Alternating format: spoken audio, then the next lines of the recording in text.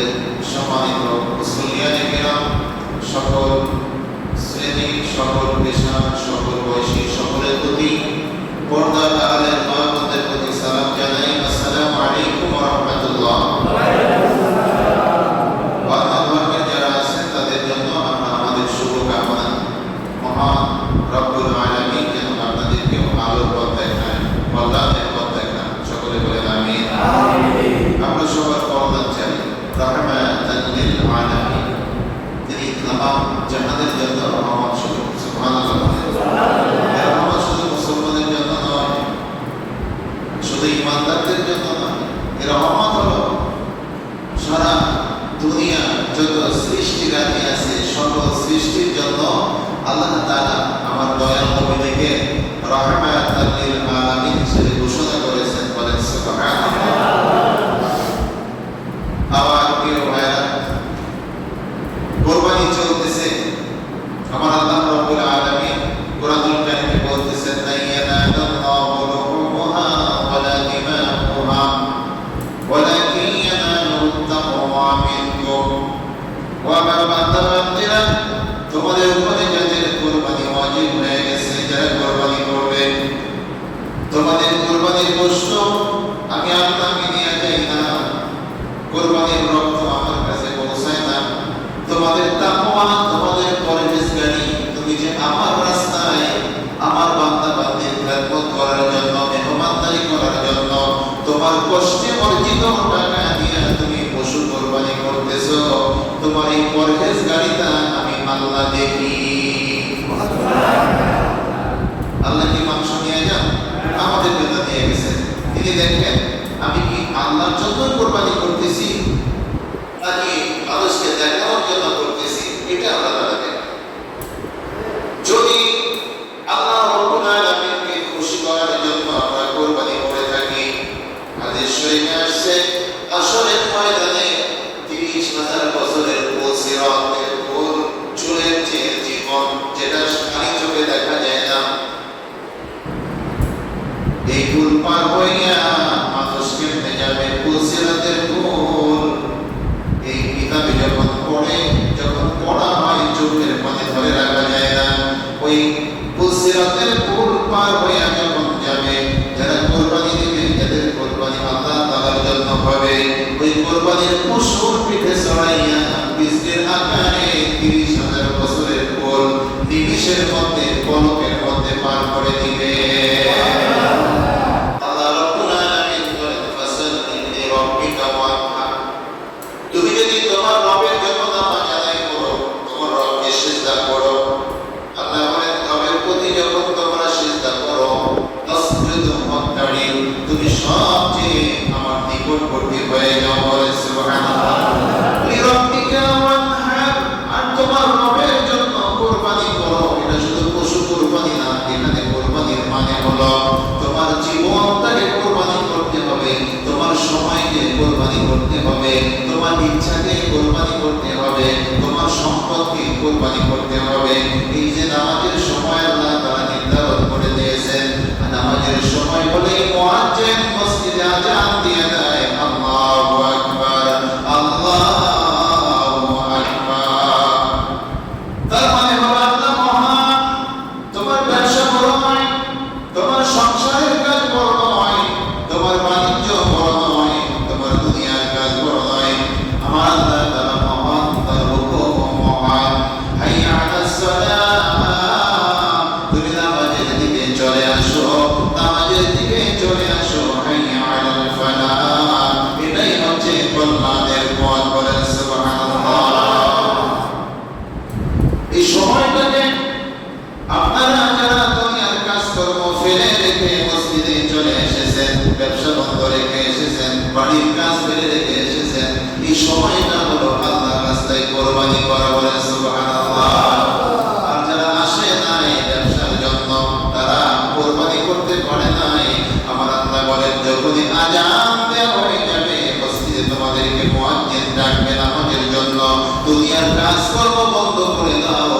আল্লাহ তাআলা জানে আমার বান্দা বান্দির জন্য সবচেয়ে বেশি প্রিয় ব্যবসা নগদের টাকা পাওয়া যায়। আল্লাহ বলেন এই ব্যবসা বন্ধ করে দাও।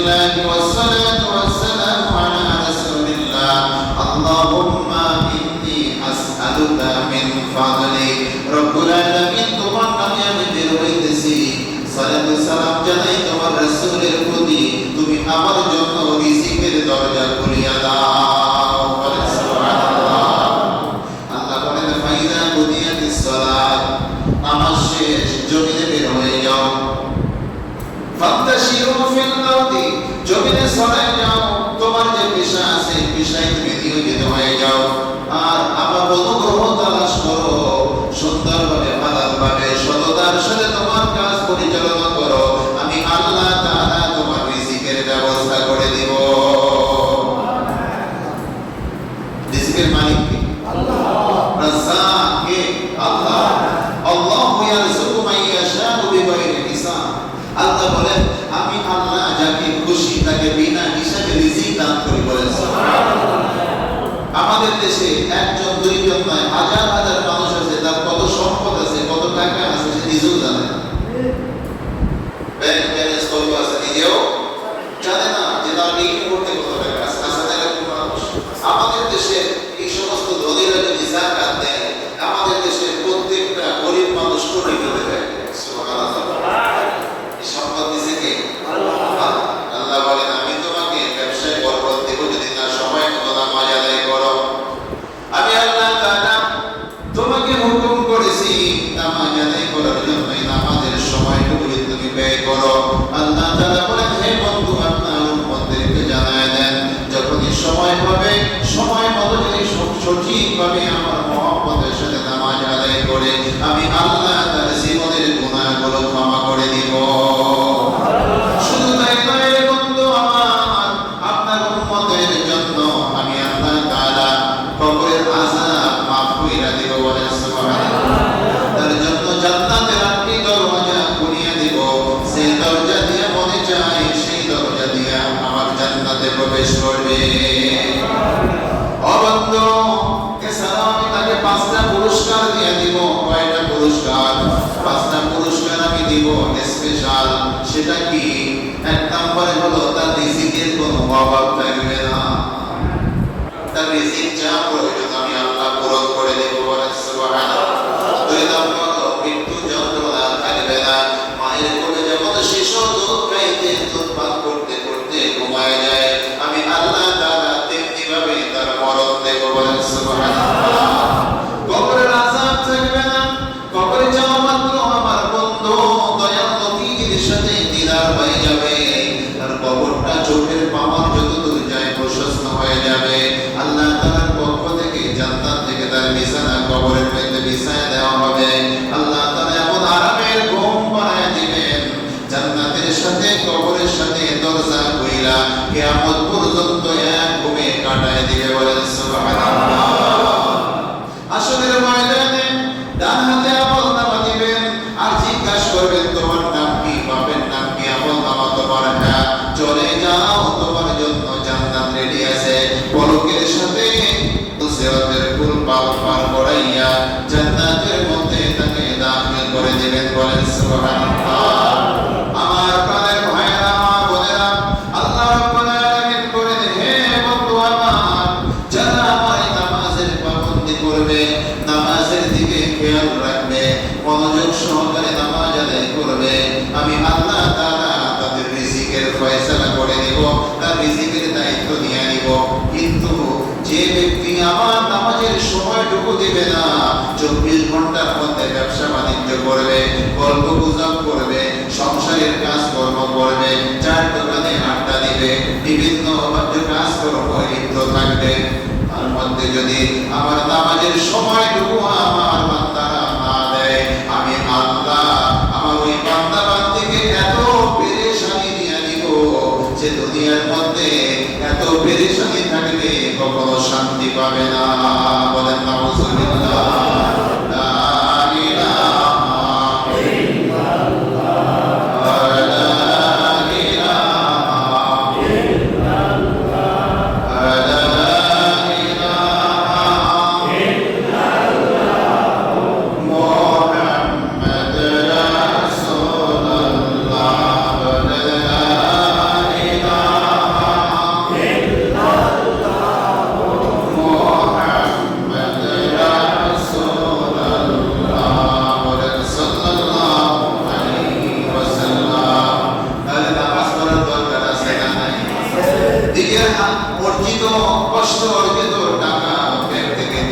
পশু যদি কোরবানি করে সবার মধ্যে মিলায় দেয়, এতে কষ্ট হয় নাকি শান্তি লাগে? পরিশ্রমের টাকা খরচ করতে কষ্ট লাগে না? এই কষ্টটার নাম হলো কোরবানি করা। কোরবানি কি জন্য করতেছে? আল্লাহ তাআলাকে খুশি করার জন্য।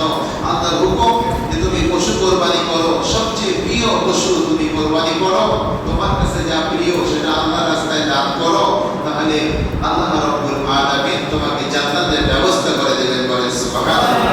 হাদিস শরীফে আসছে যে তোমার প্রিয় বস্তু যদি আমি আল্লাহ আমার রাস্তায় দান করো, তাহলে আমার কাছে যেটা প্রিয় বান্দা আমি সেটা তোমাকে দেব। সুবহানাল্লাহ। আর যেটা তোমার কাছে প্রিয় না, কষ্ট লাগে না দিতে, এটা যদি দাও, নরমাল জিনিস আমার রাস্তায় দাও, আমিও তোমাকে ওই নরমাল জিনিস দেব। বুঝতে পারছেন? সহজ হিসাব দুনিয়ার মধ্যে। আমি যদি আপনাকে ভালোবাসি, আপনি আমাকে ভালোবাসবেন, আর আমি যদি আপনাকে ভালো না বাসি, আপনি আমাকে বাসবেন না।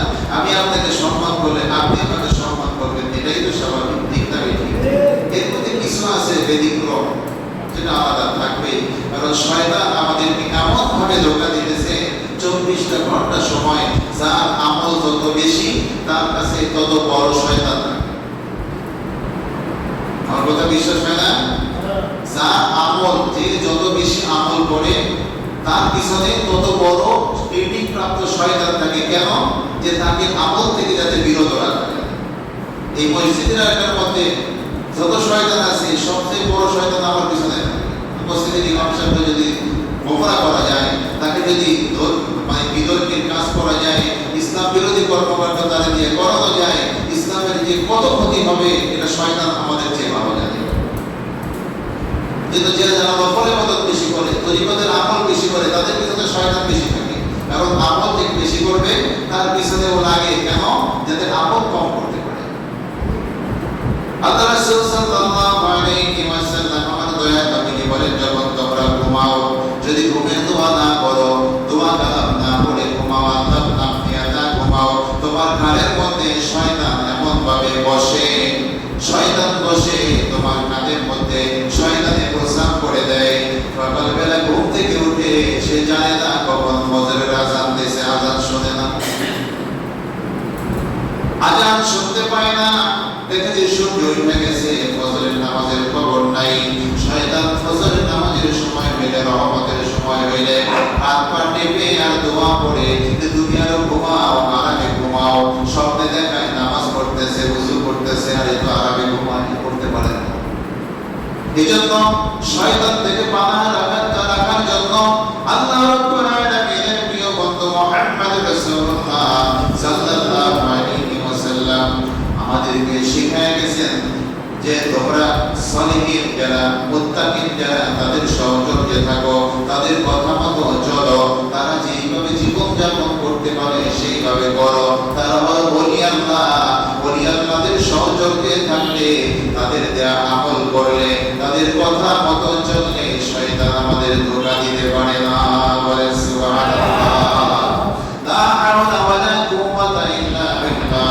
এই দোয়া যখন পড়া হয়, শয়তান এত জোরে দৌড় মারে, এই শব্দ যেন আমার কানের মধ্যে না ঢোকে। বলে সুবহানাল্লাহ।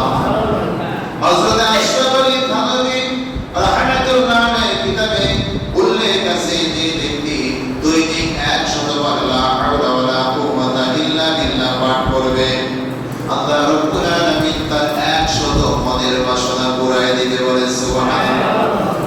100 বিপদ আপদ থেকে আল্লাহ তাআলা তাকে হেফাজত করবে। বলে সুবহানাল্লাহ। এটা জান্নাতের একটা খাজানা। যে লা হাওলা ওয়ালা কুওয়াতা ইল্লা বিল্লাহ করলো, সে যেন জান্নাতের একটা খাজানা পেয়ে গেল। আমার দয়াল নবী বলেন, সে শয়তান থেকে হেফাজত থাকবে। সে যদি কোনো অন্যায়ও করে থাকে, আল্লাহ তাআলা তার উপরে ক্রোধ হয় না এই দোয়া পড়ার কারণে। বলেন সুবহানাল্লাহ। হাদিসে কুদসিতে আসছে, আমার দয়াল নবীজিকে আল্লাহ তাআলা বলেন, হে বন্ধু আমার, যে ব্যক্তি সকালে 10 বার লা হাওলা ওয়ালা কুওয়াতা ইল্লা বিল্লাহ পড়বে, মাগরিবের নামাজের পরে লা হাওলা ওয়ালা কুওয়াতা ইল্লা বিল্লাহ 10 বার পড়বে, আবার ঘুমানোর সময় লা হাওলা ওয়ালা কুওয়াতা ইল্লা বিল্লাহ 10 বার পড়বে, আল্লাহ তাআলা তার উপরে বড় ধরনের কোনো অ্যাকশন নেবে না। আল্লাহ বলেন, আমি তার উপরে শিথিল থাকি। সে যদি অন্যায় করেও আমার কাছে মাপ চায়, আমি আল্লাহ মাফ করে দেই। কারণ এই দোয়া পড়ার কারণে বলে সুবহানাল্লাহ। আমার মুর্শিদ কেবলা জান শিখাইতেছে বাবা দৈনিক এই দোয়াটা তোমরা 500 বার করবা। কয়বার? কথা কথা কয়বার? 500 বার। তা 500 বার পড়লে 100 বার পড়ার চেয়ে লাভ কম না বেশি? বেশি না? এইটা পড়লে তাকে শয়তান ধরতে পারে? পারে না। দরবার তো চাইবেই, চোরে তো চুরি করতে চাইবেই, যদি বেড়া দিয়ে রাখে তাহলে ধরতে পারে না। ঠিক না বেঠিক? এটা পড়তে হবে মহব্বতের সাথে, খুব ধ্যান এবং খেয়ালের সাথে। আমি মাঝে মাঝে আপনাদের বলি, অনেকে রাগ করতে পারেন যে ওযু করে আসলেন আর নামাজে দাঁড়াইয়া তাকবীর দিয়া রুকু সূরা পড়লেন, রুকু করলেন, সিজদা করলেন, সালাম ফিরাইলেন, এর নাম নামাজ না। একে নামাজ বলে না। নামাজ পড়তে হলে আপনাকে হালাল রিজিক খেতে হবে। নামাজে দাঁড়াইয়া আমার মুর্শিদ কেবলা যা শিখাইতেছে যে তোমরা দুনিয়ার সমস্ত খেয়ালকে অন্তর থেকে দূর করে দাও। খেয়াল আপন আপন কালবে ডুবাও। এককালীন খেয়াল কালবে ডুবাইয়া মহান রব্বুল আলামিনকে খোঁজো, তালাশ করো, তাকে হাজির নাজির ভাবো। যতক্ষণ খেয়াল তোমার মনের মধ্যে, দিলের মধ্যে ডুবানো থাকবে, ততক্ষণ তোমার নামাজে আল্লাহ তাআলাকে মনে থাকবে। যেই মাত্র খেয়াল কল থেকে বের হয়ে যাবে, তখনই তোমার নামাজে আল্লাহ তাআলাকে ভুলে যাবেন। আর নামাজে যদি আল্লাহ তাআলাকে ভুলে যান, কাকে সিজদা করবেন মনে মনে চিন্তা করে হবে। আল্লাহ রাব্বুল আলামিন কুরআনুল কারীমে কথা বলে দিয়েছেন, ফাওয়াইলুল লিল মুসাল্লিন। যারা হুজুরে কালবে নামাজ আদায় করে না, খেয়াল কালবের মধ্যে ডুবাইয়া নামাজ আদায় করে না, ওই নামাজ তাকে জাহান্নামে নিয়ে যাবে। বলে নাউযুবিল্লাহ। আর যারা হুজুরে কালবে নামাজ আদায় করে, কালবের মধ্যে খেয়াল ডুবাইয়া নামাজ আদায় করে, তাদের নামাজ কবুল হয়। তাদের নামাজ হলো as-সালাতু মিরাজুল মুমিনিন। বলে সুবহানাল্লাহ। আমার কেবলা যা শিখিয়ে দিলেন, বাবারা তোমরা পড়ো, খেয়াল করো। যতক্ষণ তোমার খেয়াল কালবের মধ্যে ডুবানো থাকবে, ততক্ষণ আল্লাহ তাআলাকে মনে থাকবে। যেই মাত্র খেয়াল কল থেকে বের হয়ে যাবে, নামাজে আল্লাহ তাআলাকে ভুলে যাইবা, কাকে সিজদা করবা মনে মনে চিন্তা করে ভাবো, তখন নামাজের মধ্যে দুনিয়ার চিন্তা ভাবনা আসে, দোকানের ব্যবসা বাণিজ্যের হিসাব নিকাশ আসে, অফিসের হিসাব নিকাশ আসে, স্ত্রী কি বাজার করতে বলছিল সেই বাজারের কথা মনে আসে, পুরনো বন্ধুর কথা মনে আসে, যেই জিনিস সারাদিন বাসায় খুঁজে পান না নামাজের মধ্যে সেই কথা মনে আসে। আল্লাহ তাআলাকে বাদ দিয়ে দুনিয়ার চিন্তা ভাবনা নামাজে যখন আসে, তখন ওই নামাজটা হয় গায়রুল্লাহর নামাজ। আল্লাহর বাদ দিয়ে দুনিয়ার চিন্তা ভাবনার নামাজ। এটা হলো শিরক।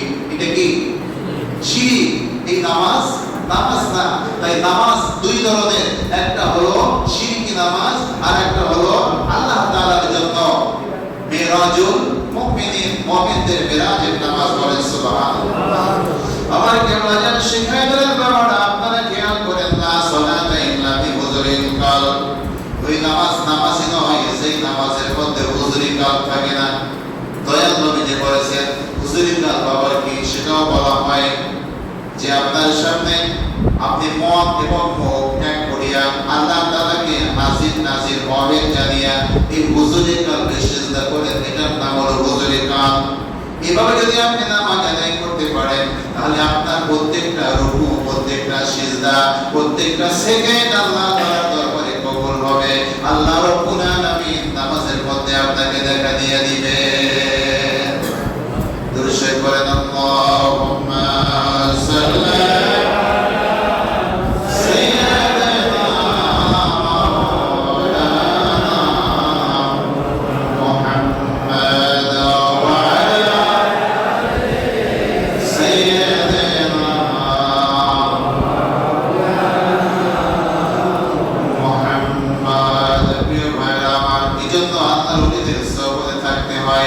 আল্লাহ রাব্বুল আলামিন কুরআনুল কারীমে বলেছেন, ইয়া আইয়ুহাল্লাযীনা আমানু, হে ঈমানদারগণ, কুনু মা'আস সাদিকিন। যারা কোরআনের কথা বলে, আমার রাসূলের কথা বলে, সত্যবাদী, সত্য কথা বলে, সৎ পথে থাকে, তাদের সহচর্যে তোমরা থাকো। শুধু ঈমান আনলেই হবে না, ওই আলেমদের সাথে, ওলিদের সাথে থেকে তোমাকে সঠিকভাবে ইসলামের হুকুমাত পালন করতে হবে। বলে সুবহানাল্লাহ। তাই আমার প্রিয় ভাইরা, লা হাওলা ওয়ালা কুওয়াতা ইল্লা বিল্লাহ, সহ তরিকতের যে আমলগুলো করা হয়, এই আমল আমলগুলো করলে শয়তান সহজে ধোঁকা দিতে পারে না। আপনি ডান পা দিয়ে ঘর থেকে বের হলেন, বিসমিল্লাহ লা হাওলা ওয়ালা কুওয়াতা ইল্লা বিল্লাহ। আপনি বিসমিল্লাহ বলে যখন ঘর থেকে বের হলেন, বিসমিল্লাহ তাওয়াক্কালতু আলাল্লাহ লা হাওলা ওয়ালা কুওয়াতা ইল্লা বিল্লাহ। হাদিস শরীফে একটা ঘটনা আছে এরকম যে একজন সাহাবী সে এই দোয়া পড়ে ঘর থেকে বের হয়ে আসছে, মসজিদে ইবাদত করতেছে। তা নামাজ আদায় করা শেষ, নামাজের পরে কিছু ওজিফা পড়তেছে, আল্লাহর তাসবিহ পড়তেছে, ওজিফা কালাম করতেছে। কিছুক্ষণ পরে একজন সাহাবী দৌড়াতে দৌড়াতে তার কাছে আসলো যে আল্লাহ রাসূলের সাহাবী, তোমার ঘরে তো আগুন লেগে গেছে। ঠিক আছে, আগুন লাগছে। ওই সাহাবী নামাজের মুসাল্লায় পড়ে বসে, কখনো সম্ভব না, এটা আমি বিশ্বাস করি, তুমি চলে যাও। তিনি চলে গেলেন। কিছুক্ষণ পরে আরেকজন সাহাবী আসলেন, ও আল্লাহ রাসূলের সাহাবী, তুমি মুসাল্লায় বসে ওজিফা পড়ো আর তোমার বাড়িতে তোমার ঘরে আগুন ধরে গেছে। বলল, আল্লাহর কসম করে বলি আমার ঘরে আগুন লাগতে পারে না। বলে সুবহানাল্লাহ। কি বিশ্বাস ছিল তাদের। আবার কিছুক্ষণ চলে গেল, ওজিফা পড়তেছে, কোনো টেনশন নাই, কোনো উদ্বিগ্ন নাই, কোনো চিন্তা নাই, নিশ্চিন্তে লা খাউফুন আলাইহিম ওয়ালা হুম ইয়াহজানুন। আল্লাহ বলে আমার বন্ধুতে, আমার ইবাদত করতে করতে গেলে আমার বন্ধুতে পরিণত হয়ে যায়, তাদের কোনো চিন্তা নাই, তাদের কোনো ভয় নাই। বলেন সুবহানাল্লাহ। তিন নম্বরে দ্বিতীয় জন এসে আমার বলল, ও আল্লাহ রাসূলের সাহাবী, তোমার ঘরে তো আগুন ধরতেছে, তুমি এখন ওই মসজিদে বসে আছো। বলছে, মসজিদ কালে আমার ঘরে আগুন লাগতে পারে না। তিনিও চলে গেলেন। আবার কিছু সময় বাদে চতুর্থ জন ডাকতে ডাকতে তার কাছে এসে বসে পড়লেন, ও আল্লাহ রাসূলের সাহাবী, কি আশ্চর্য বিষয়, আমি দেখলাম তোমার ঘরের দুই দিকের সব ঘর পরিষ্কার হয়ে গেছে, কিন্তু তোমার